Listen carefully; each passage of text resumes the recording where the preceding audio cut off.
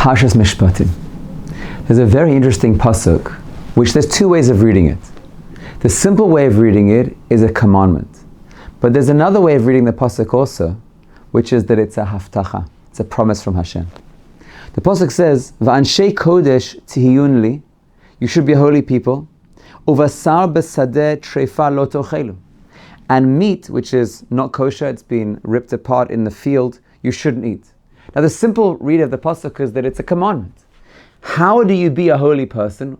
What's an example of how to be holy? You should only eat kosher meat. And if you find meat that's not kosher, you shouldn't eat it. And that's the way of expressing that you're a holy person. But there's another way of reading this pasuk too, based on a fascinating story with Rabbi Akiva Eger. Rabbi Akiva Eger he wanted to eat chicken soup. That's what his wife would prepare for him, and he would eat it. And that would give him strength to learn Torah. And every day his wife would bring the chicken soup, and one day he didn't eat it. And she was worried about him, worried about his health. What's wrong? And he said no. And then she came back later. He still had not eaten the chicken soup. So Rabbi Akiva Eger's wife said, "Is everything okay? Why aren't you eating it?" And she pressured him. And eventually he said that he had a dream last night which warned him not to eat food the next day. Now he doesn't know if you paskin based on dreams and that's a real thing, but he said, one day of not eating won't do me any harm. I'll continue learning Torah and I'm choshesh. But his wife wanted to take it a little further, so she went to look into it. And she went to the shochet and she said, "Tell me, was there any question with the chicken?" And he said, "Not as far as I know." She said, "Well, let me see. Where's the lungs? Where's the intestines of the chicken?" And he said, "Well, I threw them on the roof for the birds to go and take." She took a ladder. Rabbi Akiva Eger's wife climbed on top of the roof. She got the intestines down and she washed them and she turned them over and looked at them and said, "There may be a question here."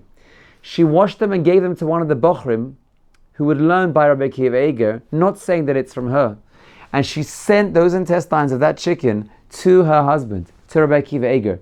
And a halachic question, you have to paskin. He looked carefully and he said, "Oh, it's treif." They hadn't noticed it the first time round. But HaKadosh Baruch Hu from Shemayim saved him. Rabbi Akiva Eger was a holy man. And HaKadosh Baruch Hu didn't want to lead him to eat something treif. So Hashem protected him and sent him a dream the night before.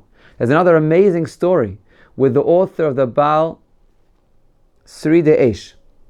The following story happened to him. Let me correct that. The Baal Amud De'esh. The following story happened to him.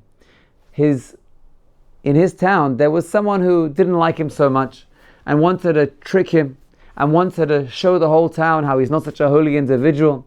And this individual asked a Avodah Zarah Jew, a non-Jew who did Avodah Zarah, to pour the wine.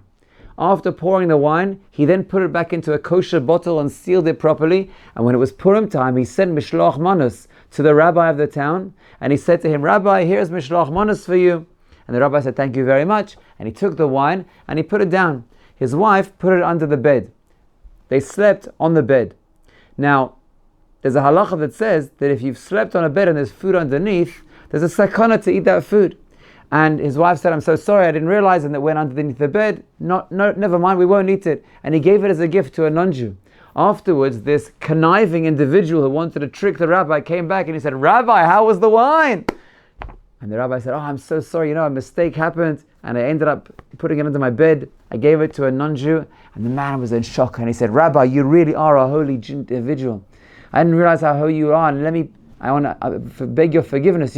I intended to make fun of you in front of the whole town, but now I see that HaKadosh Baruch Hu was with you, and Hashem protected you, and He prevented you from eating drinking that wine that was not kosher."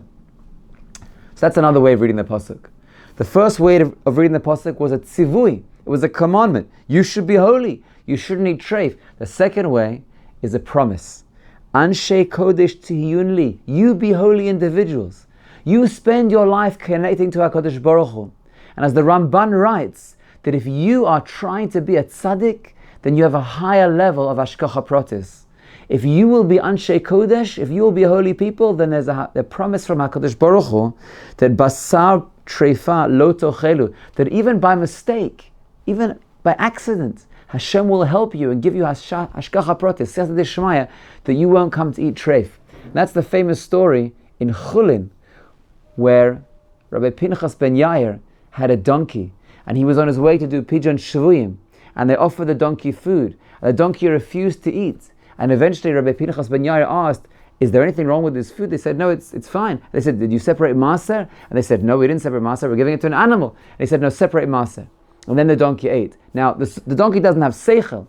The donkey doesn't know what he's doing. But HaKadosh Baruch Hu wanted to show a principle, that the greater level you are, the more hashkacha pratis you have. And if for an animal of a tzaddik, HaKadosh Baruch Hu doesn't allow him to eat treif, then certainly for a tzaddik himself, someone who's tried his whole life to do the will of Hashem, HaKadosh Baruch Hu will help him and give him special siyata d'shmaya that even by mistake he won't sin. Have a wonderful Shabbos.